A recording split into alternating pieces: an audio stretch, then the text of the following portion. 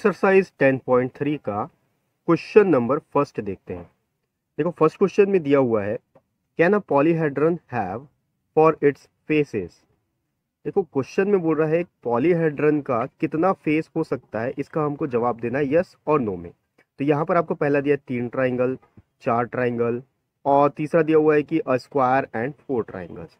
तो देखो introduction part में मैंने आपको ये बताया ही नहीं था कि पॉलीहेड्रन क्या होता है। इसका रीज़न ये है क्योंकि पॉलीहेड्रन के बारे में आप एक्सरसाइज में पढ़ोगे, इसके क्वेश्चन को सॉल्व करोगे तो आपको ज़्यादा अच्छे से समझ में आ जाएगा। ठीक है, तो मैं आपको अभी पहले शो कर देता हूँ कि पॉलीहेड्रन क्या होता है। पॉलीहेड्रन के बारे में आपको कुछ बता दूंगा, उसके बाद अपन देखेंगे कि क्या किसी पॉलीहेड्रन में 3 ट्राइंगल हो सकते हैं या नहीं, या 4 ट्राइंगल हो सकते हैं या नहीं, या फिर एक स्क्वायर और 4 ट्राइंगल हो सकते हैं या नहीं। ठीक है, तो चलिए एक काम करते हैं, मैं इस क्वेश्चन को पार्ट को हटाता हूं और आपको शो करता हूं कि पॉलीहेड्रन क्या होता है।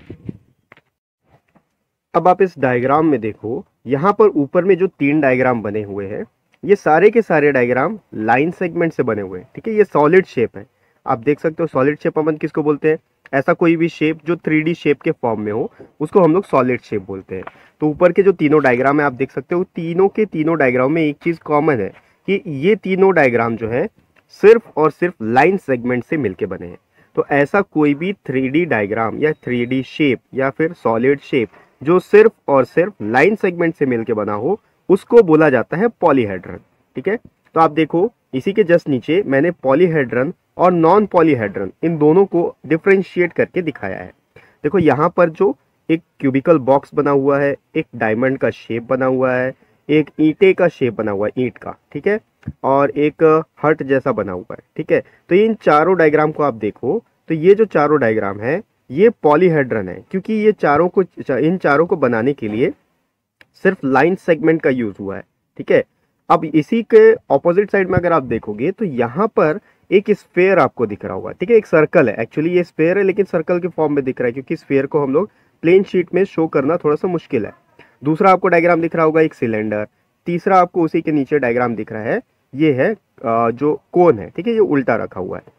अब इन तीनों डायग्राम में देखोगे तो आपको लाइन सेगमेंट तो दिखेगा, लेकिन लाइन सेगमेंट के साथ कहीं पर सर्कल है तो कहीं पर ओवल शेप है, कहीं पर सेमी सर्कल बना हुआ है।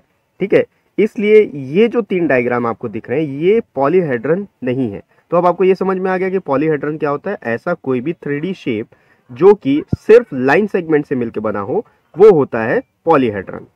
अब हम लोग को क्वेश्चन में ये बोला है कि क्या एक पॉलीहेड्रन में, मतलब हम लोग को फेस काउंट करना है। पहला जो दिया वो 3 ट्राइंगल, क्या किसी पॉलीहेड्रन में 3 ट्राइंगल हो सकते हैं?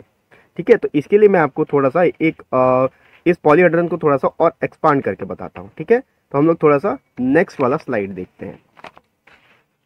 अब इस स्लाइड में आप देखो, पहला ऊपर में जो 2 आपको डायग्राम दिख रहे हैं इनको बोला जाता है प्रिज्म। ठीक है, अब इनको प्रिज्म क्यों बोला जाता है? आप इन दोनों डायग्राम में देखोगे तो नीचे से लेकर ऊपर तक जितने भी फेस हैं उन सब का साइज इक्वल होगा। ठीक है, यानी कि इसका जितना बेस जो है, बेस देखो आप, जो पहला डायग्राम है इसका बेस एक स्क्वायर शेप का है, और अगर इसका टॉप देखोगे तो वो भी स्क्वायर शेप का है, और नीचे वाला बेस का स्क्वायर का जितना भी मेजरमेंट होगा टॉप के स्क्वायर का मेजरमेंट भी सेम होगा। यानी कि ये जो लाइन सेगमेंट जा रहे हैं ये सारे के सारे इक्वल डिस्टेंस से जा रहे हैं। ठीक है, कहीं पे भी आपस में मिल नहीं रहे हैं, इसलिए बेस और टॉप सेम है। उसी तरीके से इसी का दूसरा डायग्राम देखो, नीचे में ट्राइंगल बना हुआ है। ठीक है, ये जो शेडेड पोर्शन है ये बेस है, और ऊपर जो नॉन शेडेड पोर्शन वाला ट्राइंगल है वो टॉप है। ठीक है, ये 3D डायग्राम है। तो इन दोनों में देखो नीचे भी ट्राइंगल ऊपर भी ट्राइंगल, दोनों का सेम शेप है, सेम साइज है, सेम मेजरमेंट है। तो इस तरह के 3D शेप को, इस तरह के पॉलीहेड्रन को हम लोग प्रिज्म बोलते हैं।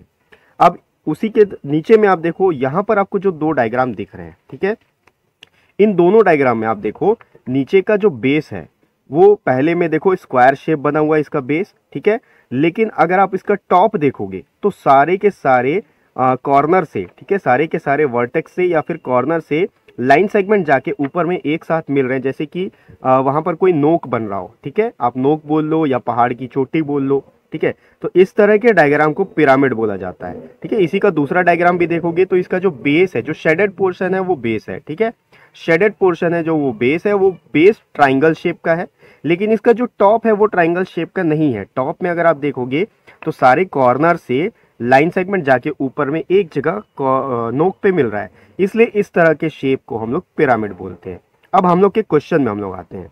क्वेश्चन में पूछा है क्या किसी पॉलीहेड्रन में 3 ट्राइंगल हो सकते हैं।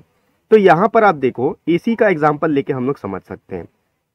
अगर प्रिज्म में देखो ऊपर वाले में, तो यहाँ पर नीचे में एक ट्राइंगल है और ऊपर में एक ट्राइंगल है, ठीक है। इसके अलावा यहाँ पर तीसरा ट्राइंगल आपको नहीं दिख रहा है, ठीक है।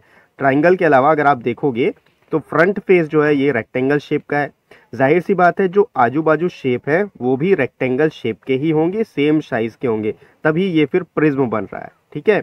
और अगर पिरामिड में आप देख लो तो पिरामिड में भी 3 ट्राइंगल से नहीं बन सकता। देखो यहाँ पर पहले तो नीचे में एक बेस दिया हुआ है, ठीक है, और वो जो बेस है ये स्क्वायर शेप का है, या फिर अपन स्क्वायर बोल सकते हैं या रेक्टेंगल शेप बोल सकते हैं, ठीक है, या फिर ये कोई भी दूसरा, मतलब ये आप देखोगे तो ये ट्राइंगल नहीं है।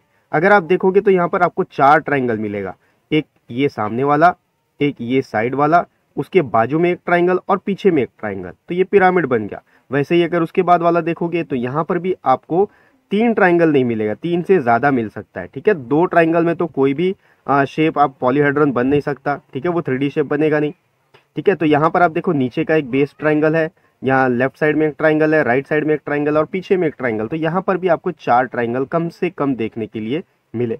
इसका मतलब पहला का जो आंसर होगा वो होगा नो। इस क्वेश्चन में आपको सिर्फ यस और नो में आपको जवाब देना है, ठीक है। आगे बढ़ते हैं। नेक्स्ट क्वेश्चन में पूछा है क्या किसी पॉलीहेड्रन में 4 ट्राइंगल हो सकते हैं। तो यहाँ पर देखो अपन पिरामिड का एग्जांपल लेते हैं। पिरामिड में आप देखो जो दूसरा वाला डायग्राम बना हुआ है इसमें बेस में एक ट्राइंगल बना हुआ है, लेफ्ट साइड एक ट्राइंगल हो गया, राइट साइड एक ट्राइंगल हो गया और पीछे एक ट्राइंगल हो गया। टोटल यहाँ पर 4 ट्राइंगल हो गए, ठीक है, बेस का एक, लेफ्ट का एक, राइट का एक और पीछे का एक। तो इसका मतलब इसका आंसर यस होगा, क्योंकि 4 ट्राइंगल के साथ एक पॉलीहेड्रन बनाया जा सकता है। अब यहाँ पर देखो एक लास्ट क्वेश्चन पूछा है अ स्क्वायर एंड 4 ट्राइंगल्स। क्या कोई ऐसा पॉलीहेड्रन हो सकता है जिसमें एक स्क्वायर भी हो और 4 ट्राइंगल भी हो।